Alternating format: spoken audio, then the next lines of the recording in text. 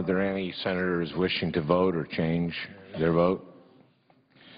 Hearing none, the ayes are 65, the nays are 33. The motion to table is carried.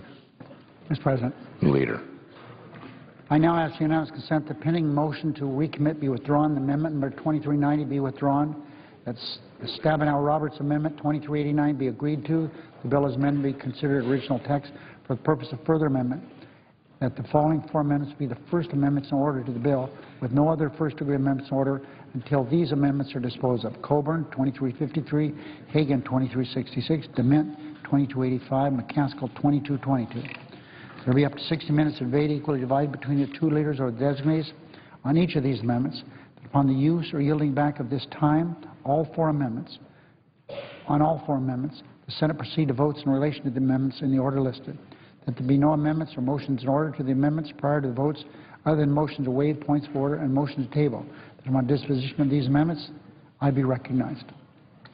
Is there objection? Object.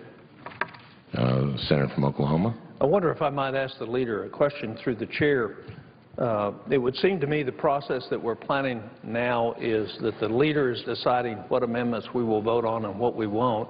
I wonder if he would be open to the consideration of us setting up 40 amendments over the next 4 days and coming to an agreement on this. Because what we're playing now is a game of low-priority amendments versus high-priority amendments in the name of saying we're doing something, rather than having an open amendment process, which is the tradition of the Senate. And my question to him, would he be amenable to having a negotiation on a much larger number of amendments so that we don't continue to get out of order? This is the first time I've seen this list, and this is a very low-priority amendment for me. Mr. President. The Majority Leader. I wish my friend was nearly as exercised over the year, 18 months, on getting on a bill. It takes us a week to get on a bill because we have to file a motion to invoke cloture on every time we proceed to a bill. It would be a lot, we could save a lot of time if we could get on a bill. And one reason there used to be so much, as he said, tradition, the tradition's been spilled into the spillways, is that it was a rare occasion you had to do anything to invoke cloture on a motion to proceed. Now it's what we do every time because the Republicans demand it. So in direct answer to your question, I have worked with Senator Roberts and Stabenow. We're trying to get some amendments up. They may be low priority on his part, my friend from Oklahoma, but some people think these are really important amendments. The two we just finished, no one can consider those low priority amendments. Dealing with food stamps and with sugar, these are always big deals on this farm bill. So I say to my friend, Senator Roberts, Senator Stabenow are trying to come up with a list. You're having some kind of a steering meeting or whatever it is now. Maybe you go visit with them and try to help us get a list. I'm not going to talk out here about a number, but as we did on the highway bill, we've done it on the FDA bill. Come up with some amendments. There's plenty of dead time around here. We don't have to spend a lot of time on the amendments themselves once we agree to them, because people don't talk about them forever. So the answer to your question, yes, I would be happy if we could get, as we've been trying to get for a long time, agreed upon group of amendments. I want to finish the farm bill. I think it's extremely important to our country. So, my friend, I hope that we can work something out. I've told my friend, the junior senator from Michigan, the chairman of this committee, I would like something so we can enter into an agreement today to start voting on some of these amendments tomorrow. Would the Leader be willing to yield for a question? Yes. Thank you very much. Isn't it true, Mr. Leader, I mean, just to emphasize what you've indicated, that while we're moving forward step by step in what we can do before we get a larger universal agreement, that you, as you have said, are open, you're working with us, Senator Roberts and I are working with members on both sides to get a larger list in the range of which the distinguished senator has been talking about from Oklahoma. I mean, certainly a list in which we would begin to move through. But rather than just biding time on the floor while we're doing that, this gives us an opportunity for members to debate on issues that they care deeply about and to continue to move forward. But in fact, Mr. Leader, is your desire, in fact, correct, that you have asked that we do this and that we are in the process of putting together that larger universe of amendments? In response to my friend's question, the reason that we had these two votes this morning is while they're working on coming up with a finite list of amendments, why sit around here and twiddle our thumbs? At least through the process that we've gotten, we get two major amendments out of the way. They're gone. And I would hope that it would lead to people allowing, you know, I also have, if my friend continues his objection, I'm going to set up some more votes this way. Listen, this is not my preference of doing these bills. But I say to my friend, I would hope with the concern you have for the finances of this country and how you care about our country, care a little bit about these motions to proceed, which are such a waste of our time. Mr. President, in Senator response, from Oklahoma. I take the leader at his word. I will go back to my caucus and explain that I will object to this group of bills. But I would also note we did put two amendments out of the way. The one amendment on sugar that had the potential for pass wasn't the one that we chose. So I would come back to the point is never in the history of the Senate, with the rate at which we see now, do we give up our rights to allow the majority leader to decide what amendments will be voted on or offered.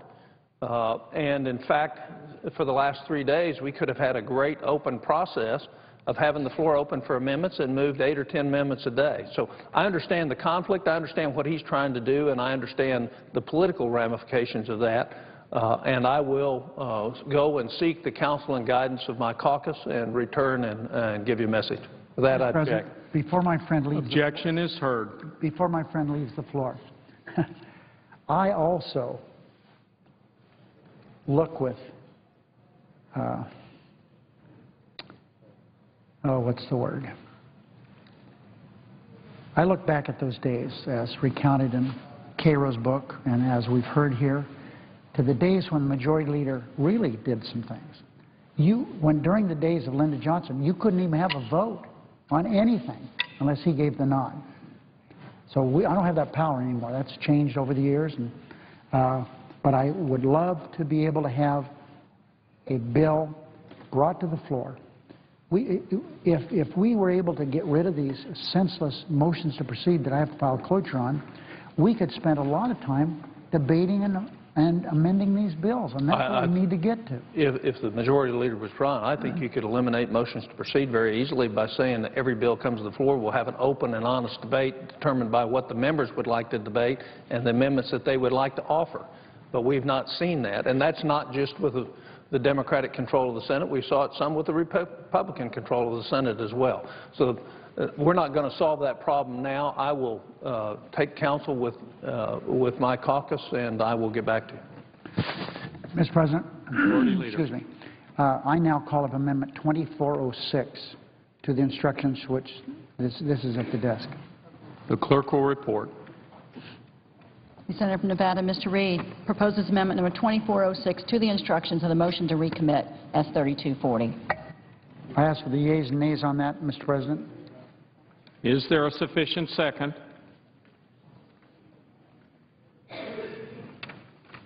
There appears to be. The yeas and nays are ordered. I now call Amendment 2407, which is secondary amendment. The clerk will report. The Senator from Nevada, Mr. Reed, proposes amendment number 2407 to amendment number 2406. I move to proceed to calendar number 250, S. 1940. The motion is pending. Jump ahead.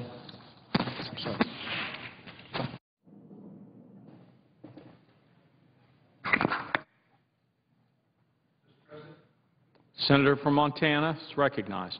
Thank you, Mr. President. I rise today to talk about the Farm Bill. and recognize the fine work that the Senate Agricultural Committee did in bringing this bill forward. I am disappointed, to say the least, that this bill is bogged down in legislative games. This bill is too important for folks to play politics with. If you want to talk about a lack of predictability, this is a prime example. But we should be passing a bill, and instead games are being played. You know, agriculture is the largest industry in Montana.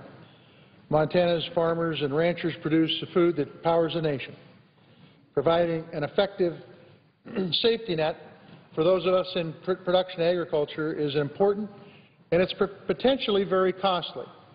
So it would have been easy for the Senate Ag Committee to write a bill that keeps spending at the levels of the last farm bill, but they did not. This bill recognizes the fiscal challenges that we face, cuts more than $23 billion, more than double the amount proposed by Simpson-Bowles Commission. Due to the good work of the Senate Ag Committee, this bill produces meaningful savings and reduces the number of programs at the Department of Agriculture. At the same time, the bill preserves a strong safety net for farmers, invests in conservation and nutrition, and institutes much-needed reforms. I have offered amendments to address the issues that still face farmers and ranchers around the country. The first is my provision to ensure that farmers will be able to buy public varieties of seeds. My amendment will make sure that the Department of Agriculture follows through on the government's commitment to public seed varieties. It ensures that the USDA will devote the resources necessary to support a strong public breeding program and develop public plant and animal varieties. For too long, the Agriculture Department has failed to promote public seed varieties. USDA must support diverse seed research so that farmers can adapt to various growing conditions. My amendment will not solve the problem, but it is a necessary first step to ensure that farmers have a choice of what kind of seeds to purchase. I have also introduced an amendment that takes a proactive approach to protect our country's livestock producers. Back in 2009, Senator Brasso and I wrote a new law to help livestock producers get compensation for losses related to wolves. Any producer will tell you that they would rather prevent predation than get compensated for a loss. But losses do happen, and a number of states receive some assistance from that program. That's why I've introduced an amendment to help producers protect their livestock from the threat of predation. It's a responsible, common-sense solution to support livestock producers who live near protected populations of predators. And speaking of common-sense amendments, Mr. President, I'm also offering what some have called the biggest package of sportsman bills in a generation. My Sportsman Act combines over 20 different priority sportsman bills. It comes in response to the concerns that I've heard as the chairman of the Congressional Sportsmen's Caucus. And what I hear most often from sportsmen is the importance of access to public lands. That's why this bill dedicates funding to ensure sportsmen's access to some of the best places to hunt and fish in this country. Some folks might ask, why is this important? But hunting and fishing is a way of life in places like Montana. In fact, 1 in 3 Montanans hunt big game, and over 50% fish. For us, it's not just recreation. It's a critical part of our economy. It drives and sustains jobs. So Senator Thune and I, as co-chairs of the Congressional Sportsmen's Caucus, have combined the best bills and ideas from Republicans and Democrats.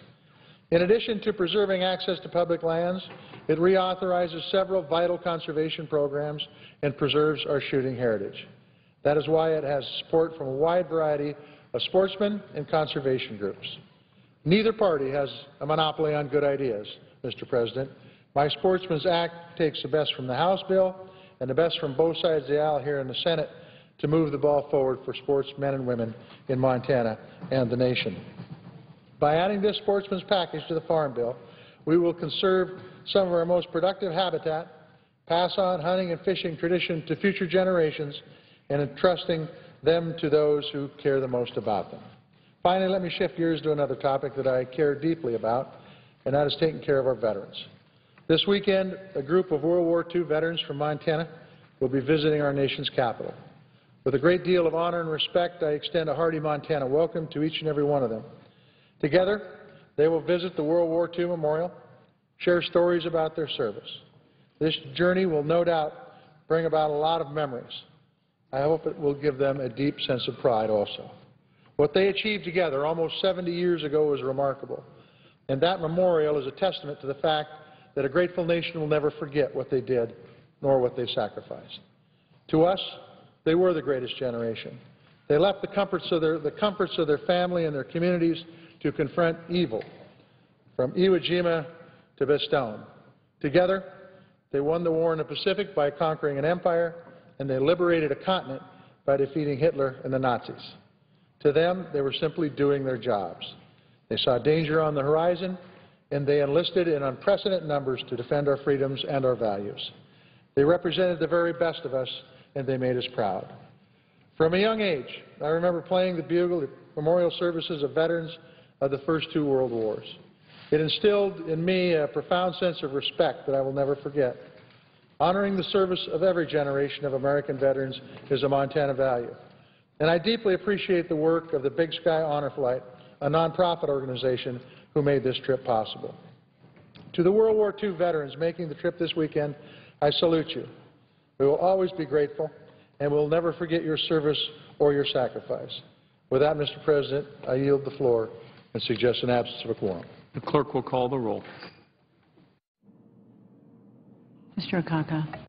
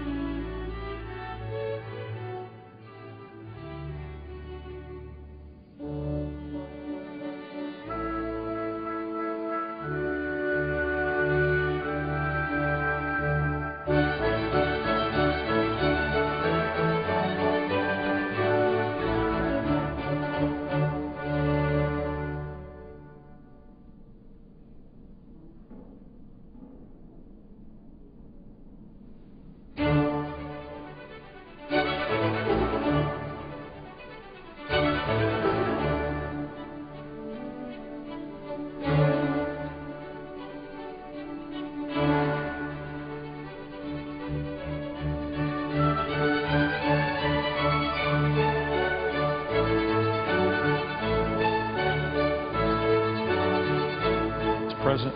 Senator from Colorado is recognized. Mr. President, I'd ask unanimous consent that the quorum call be lifted. Without objection. Thank you, Mr. President.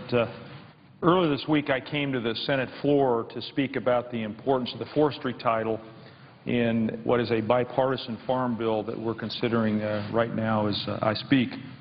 In my previous remarks, I spoke about a growing emergency in our nation's forests caused by the largest bark beetle outbreak in our recorded history, an outbreak that's projected to kill nearly every lodgepole pine in Colorado. I know the presiding officer from the neighboring state of New Mexico is experiencing these same conditions in his state.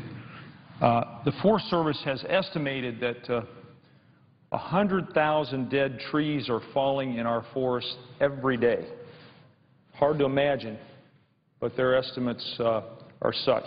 100,000 trees every day. And that means that our landscapes are littered with tinder ready to burn, which combined with the hot, dry summer that we are already experiencing is a recipe for a disastrous fire season. Mother Nature bats last, which means that much of what we face is out of our control.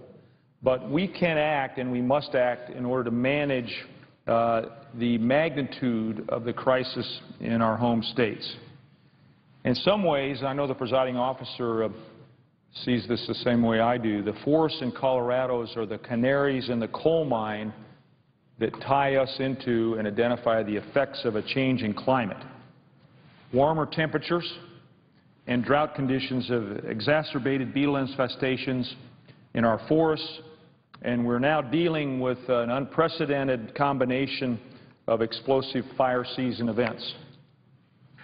There's a raging Colorado wildfire today as I stand here in Larimer County, the High Park Fire, and it continues to grow. It's consumed over 46,000 acres.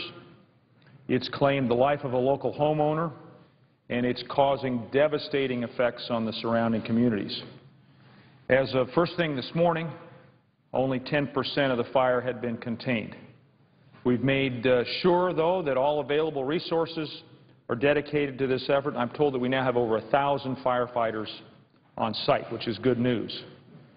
We won't know the true cost of the fire for some time, but it's undoubtedly will have a lasting effect on my state.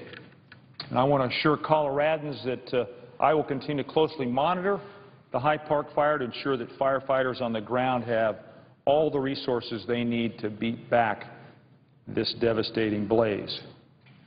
I also want to urge my fellow Coloradans to heed the warnings and follow the evacuation guidance of the firefighters that are tasked with keeping us safe.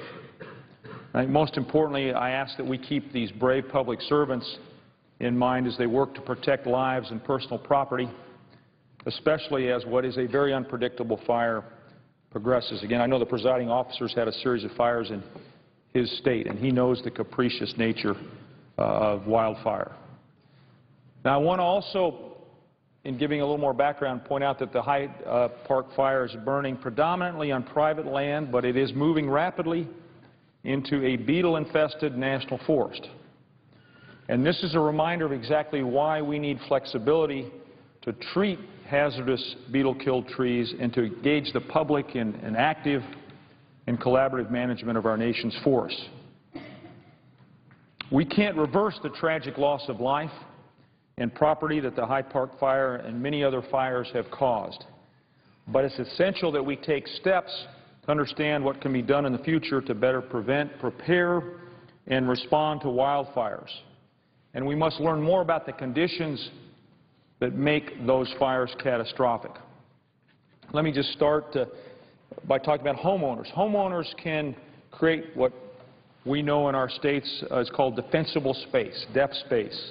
And that involves clearing brush, moving wood piles, looking at other actions that you can protect your structures through. And those actions have been proven to be the hallmark of what saves such properties in past fires. And these are important takeaways that we've learned in my state of Colorado in the wake of catastrophic fires, and they're the result of subsequent stories and studies that I've called for that inform the public about what they can do to protect their homes and property. The same studies have also taught us that federal forest management policies must prioritize tree removal around communities to protect homes, roads, and infrastructure, something that I've fought for to provide resources for over the last decade. And the added benefit to these efforts is that they create local jobs and they support the critically important timber industry in our states.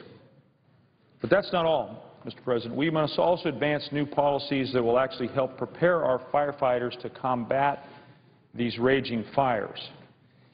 A recent example of this is action that the Senate took to pass a bill I co-sponsored to expedite the purchase of much-needed air tankers to fight wildfire. Our nation's tanker fleet has aged and dwindled dramatically in recent years, and without sufficient air tankers, we are ill-prepared to respond to catastrophic fires, especially multiple fires at once. I'm pleased that the Congress passed this bill, and I understand that the President is prepared to act quickly to sign the air tanker legislation into law. Still, we need to and we can do more. Mr. President, we need more flexibility to treat forests more comprehensively. And I believe, as I mentioned at the beginning of my remarks, that the forestry title of the Farm Bill is a good start. However, I believe it doesn't go far enough to authorize adequate resources to treat forests that have been affected by bark beetle infestations. The Forest Service bark beetle strategy calls for doubling the number of acres it has been able to treat in the past years. In other words, the Forest Service is saying, look, we want to double what we've been doing. We believe we have the expertise to do that. What else do they need, though? They need money. And in fiscal year 2011, the Forest Service allocated $110 million to treating acres affected by bark beetles in the western United States. But if we're going to double that acreage, we're going to need more federal support. A year ago, I fought to increase the amount of funding that the Forest Service had available to treat hazardous trees. I worked with the administration and strongly supported a reprogramming request that would have allowed the Forest Service to use extra money to treat problem areas in the West. The Senate supported this common sense request, but I have to tell you, unfortunately, the House Appropriations Committee stood in the way of getting these critical funds into the forests where it was and it's still needed most. So that inaction meant that thousands of acres of beetle-killed trees were not treated, areas that are potentially now worsening the High Park fire as we speak. In the new Farm Bill, the Agriculture Committee has authorized $100 million for designated treatment areas affected by beetle infestation, which is less money than last year and certainly not enough to double the number of acres that were targeted for fire prevention and tree removal. At the current authorization level of $100 million, the Forest Service simply will be unable to meet its goal. So, Mr. President, to help remedy this, I filed a bipartisan amendment, number 2295, with Senator Thune of South Dakota, which would increase the authorization for funding to $200 million to authorize adequate resources in order for the Forest Service to address these looming and immediate emergencies. I've been a strong advocate for finding ways to ensure that we're prudent in how we spend taxpayer dollars. But the need to address this crisis is immediate, and the threat to public health, safety, and our economy will only get worse, causing us to pay more later. Another way to put it is it's less expensive to prevent fires, to prepare for fires, than it is to fight fires and then be involved in the rehabilitation of those landscapes after those devastating fires are finally put out. In addition to the amendment that I filed with Senator Thune that would provide for increased authorization for the funding of tree removal, I've also filed Amendment 2294 that would extend Colorado's Good Neighbor Authority. Good Neighbor Authority gives the U.S. Forest Service and the Bureau of Land Management the capability and the power to enter into cooperative agreements with state foresters to plan and implement forest health projects on more acres more efficiently.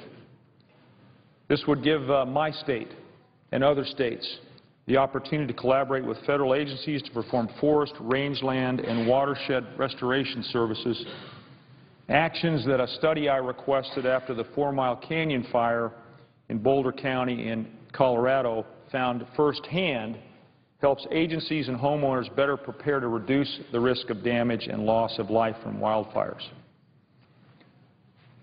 Now, lest viewers and those who are interested in wildfire think that they're an aberration, wildfires are actually a fact of life in the West and in forests in general, and they will continue to occur over and over again in Colorado. But I'm committed to doing everything possible to learn from every fire and take whatever precautionary measures we can with the hope of saving more lives, property, and communities in the future. As I've said before, and we all know, wildfires can easily become a multi-million-dollar effort affecting every level of government. As the bark beetle epidemic continues to present a significant threat to our economy, critical infrastructure, and important natural resources, we must allocate resources to address this epidemic up front in a common-sense way. Again, I know the presiding officers faced these challenges head-on in his state, and some may see this as just solely a Western problem. But I urge my colleagues to support bipartisan efforts to ensure that we manage our forests to reduce fire risk, protect water supplies, and bolster our economy. Our forests all over our country are susceptible to fires and vulnerable to fires. We can work together in the Senate to ensure that we have the tools to protect our forests and protect the communities and the people that live in those communities. So, Mr. President, I appreciate your interest. I appreciate our partnership, and I look forward to the Senate taking up these two important amendments in the near future as we hopefully move the Farm Bill to passage in the Senate and to the President's desk. Mr. President, I yield the floor and note the absence of a quorum. The clerk will call the roll. Mr. O'Connor.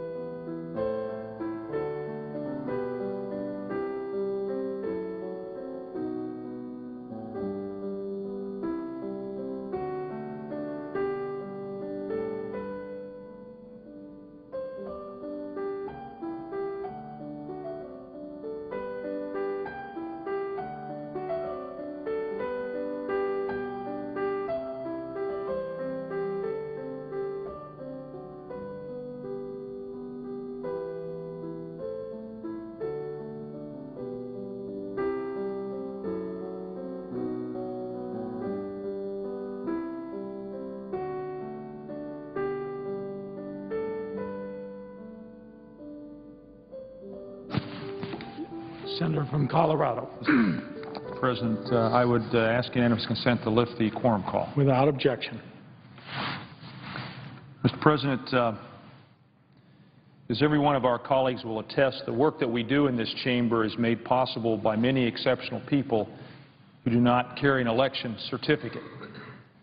I'm speaking to the dedicated staffers who work on committees and in our personal offices. Many of the staff members we interact with every day go on to build their own careers in political life, while others use the skills they develop here to work in rewarding ways for the private sector. Others continue in public service with nonprofit organizations or other kinds of government service.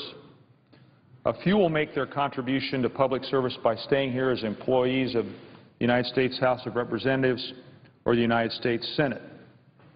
And a smaller and more distinct group will develop such broad expertise in the legislative branch that they might as well carry an election certificate of their own because of the respect, esteem, and high regard in which they are held.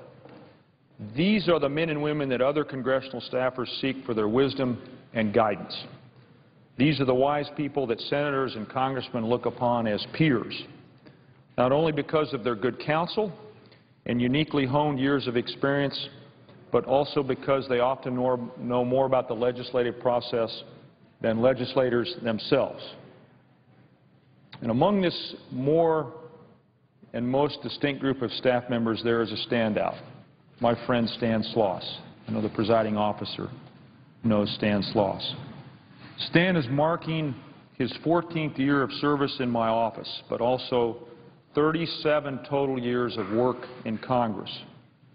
A native of Glenwood Springs, Colorado, Stan is a graduate of Amherst College and Harvard Law School. He came to Washington, D.C. in the late 1960s, working first in the General Counsel's Office of the Atomic Energy Commission. Stan's congressional career started in 1975 when he joined the staff of what was then known as the Interior and Insular Affairs Committee in the House of Representatives. In 1977, Stan became a counsel to the new subcommittee on General Oversight and Alaska Lands, chaired by former Representative John Seiberling, an iconic past member of the House of Representatives.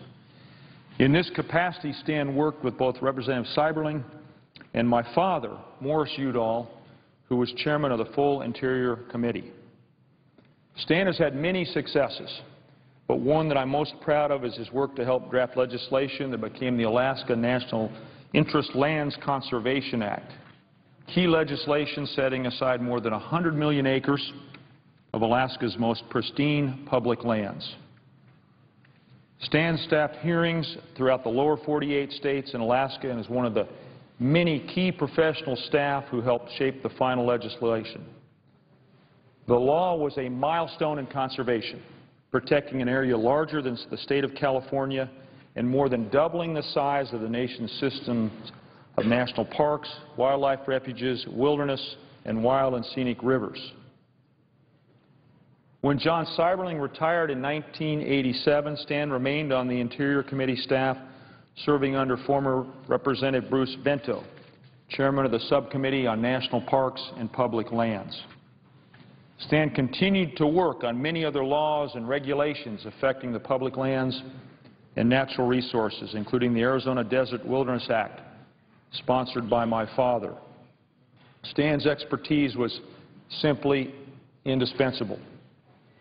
In 1995, Stan left the Resources Committee to become the legislative director for David Skaggs, a House member from Colorado who benefited from Stan's years of experience and expertise with public lands issues. Mr. President, I have a letter from Congressman Skaggs noting all of Stan's accomplishments and service. I'd like to ask unanimous consent to insert it in the record. Without objection. While Stan was working with Congressman Skaggs, he also dealt with contentious issues related to Rocky Flats, a former nuclear weapons site in Colorado, and the other sites in the U.S. Department of Energy nuclear weapons complex. Stan was one of the first people I hired following my election to the House of Representatives in November 1998. It was one of the best decisions I've ever made. I was fortunate to have someone with Stan's experience who also understood issues important to Colorado. While in my House office, Stan was instrumental in developing a number of land and environmental bills that were signed into law, including the Rocky Flats National Wildlife Refuge Act, which converted this site and a vast expanse of open space into a wildlife habitat asset after it was cleaned up and closed. He also steered into law the James Peak Wilderness and Protection Area Act, one of the last unprotected areas along Colorado's northern Front Range mountainous backdrop. Stan has also been my expert on fire prevention, developing legislation on forest health and wildfire response and mitigation. But Stan's work has not just been confined to the environmental arena. His keen intellect, common sense, and sharp legal analysis have been invaluable on a wide range of issues and topics that face each and every one of us every day. He's been especially effective in tutoring many of the younger members of my staff on the inner workings of Congress, helping them learn the nuances of legislative drafting and serving as an example of the highest standard of professionalism for congressional staff. Like any thoughtful and accomplished lawyer, Stan is often fond of saying that he can argue it flat or he can argue it round, and his objectivity is legendary in our office. Having said that, however, I also know that beneath his always calm demeanor and his capacity to see all sides of a question, there beats the heart of a man who is passionate about doing the right thing. Through many years of working on behalf of the people of Colorado in my House office and now my Senate office, Stan has always been a voice of wisdom, reason, and above all, integrity.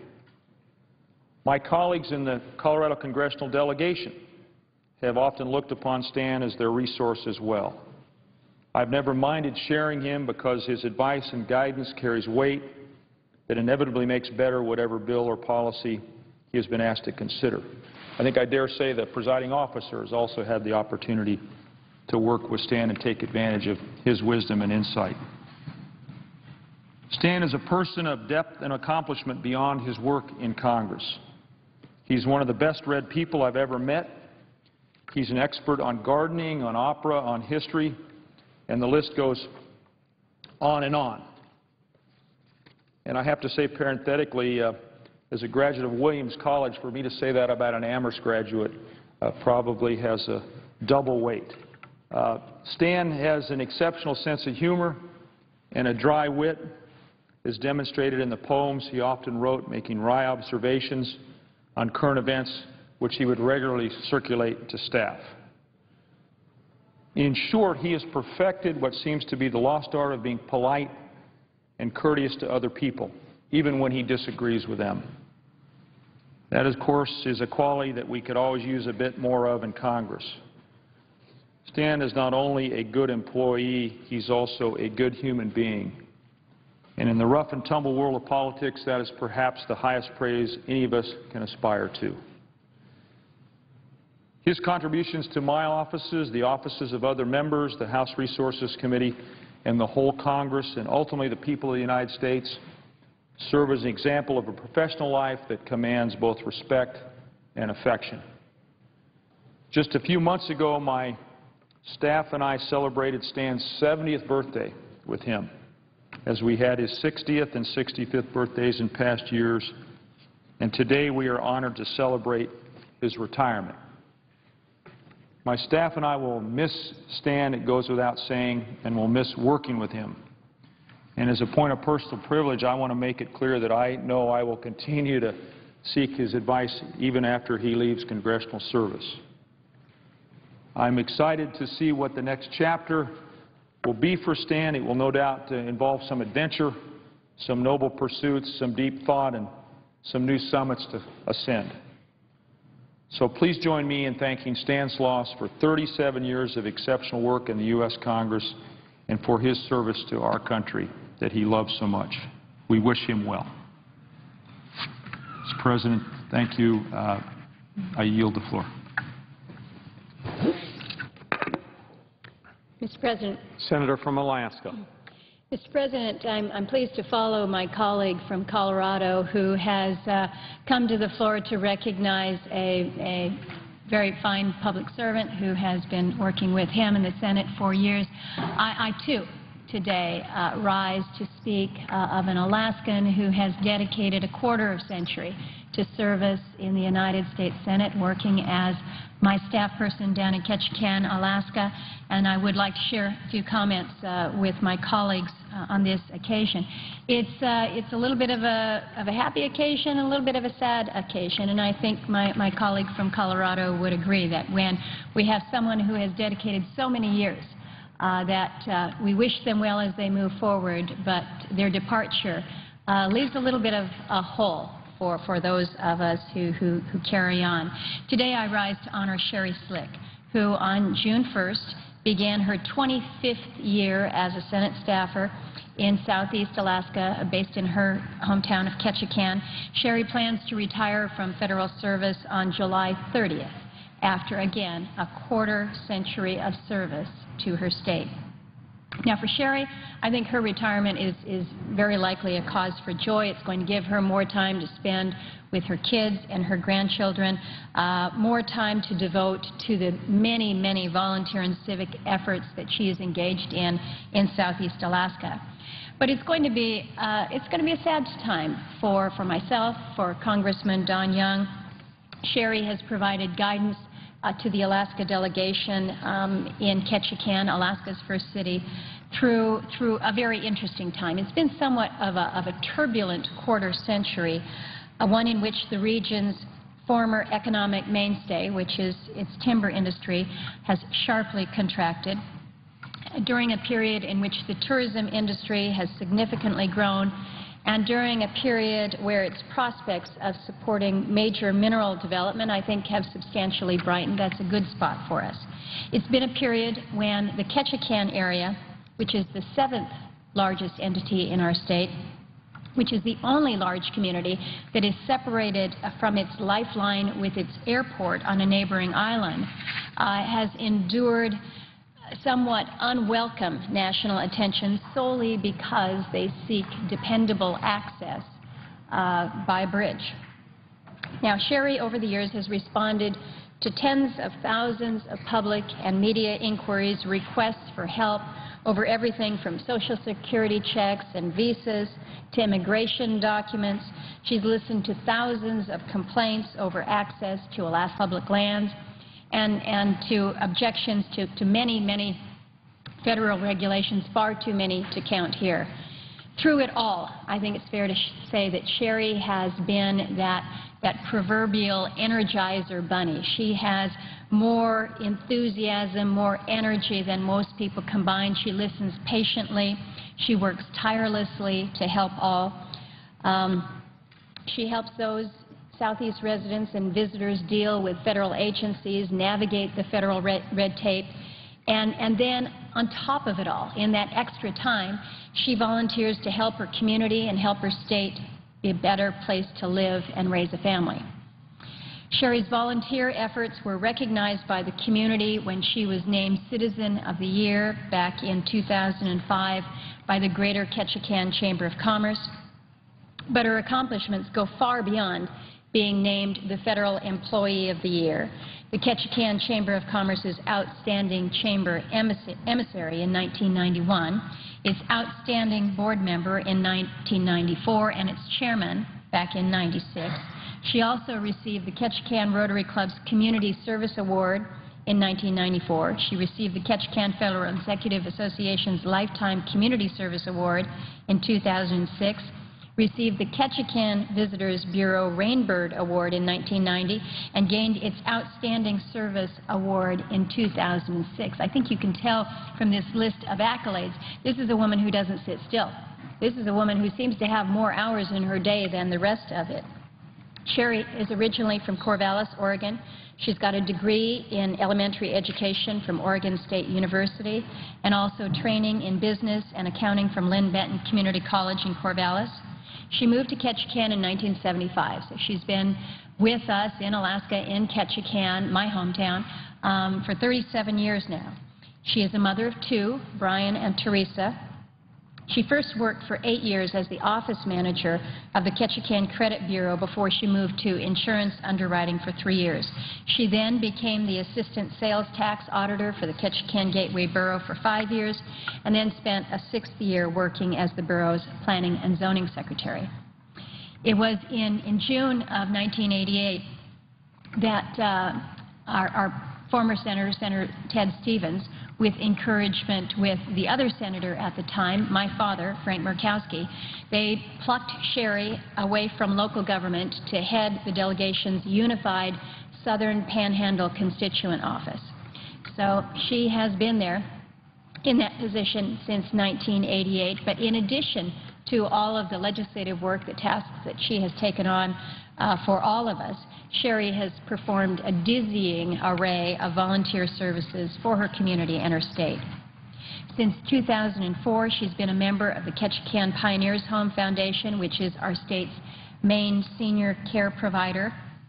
She was a board member of the Alaska State Pioneer Homes Board a board member of the Ketchikan General Hospital Foundation. She served as chairperson of the Ketchikan Chamber of Commerce, chairman of the Ketchikan Rotary. She was the secretary-treasurer of the Ketchikan Federal Executive Association, and she was also the treasurer and vice chairman of Ketchikan Seroptimus, a member of the executive board of the Alaska Public Employees Association, and the state treasurer of the Ketchikan Gateway Borough chapter of State Employees and Political Information Committee. While active in local and state politics, Sherry was also the founding board member of the Ketchikan Soccer League, the vice president of the Ketchikan Killer Whales Swim Club, the co-leader and day camp director of the local Campfire Girls program, a Boy Scout co-leader and a den mother, a leader for the local junior and senior high school's drill teams, and for 4 years was a board member, vice chairman, and chairman of the Ketchikan Theater Ballet. The latter position allowed her to express her musical loves, which include playing piano, organ, clarinet, and accordion. In her free time, after all that I have listed, in her free time, Sherry also operated a part-time catering company. She was a partner in the Alaska Cruise Line Agency, which provides lectures to explain Alaska's history, discuss its scenery and wildlife, and answer tourist questions about the state as these voyages come up the Inside Passage. In that role, Sherry has provided factual information to thousands of visitors to the 49th state, answering questions like whether or not visitors to Alaska can use American stamps on their postcards. She has truly been an ambassador for our state's tourism industry.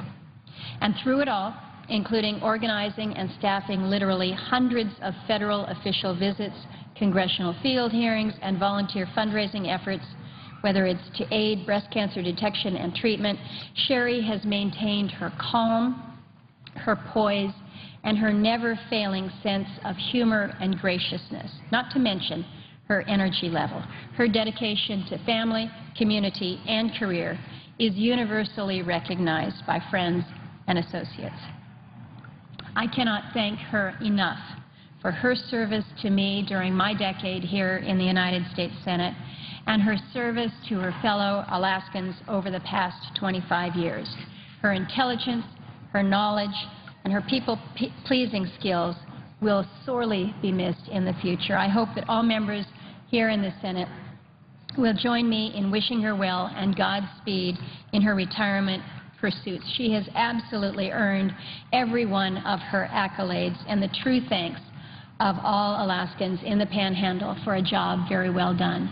I'm pleased and delighted to have her here with her granddaughter, enjoying some of the Washington, D.C. hospitality, but again, cannot give thanks near enough to all the years of service that Sherry Slick has provided to my state. With that, Mr. Chairman, I thank you. I yield the floor.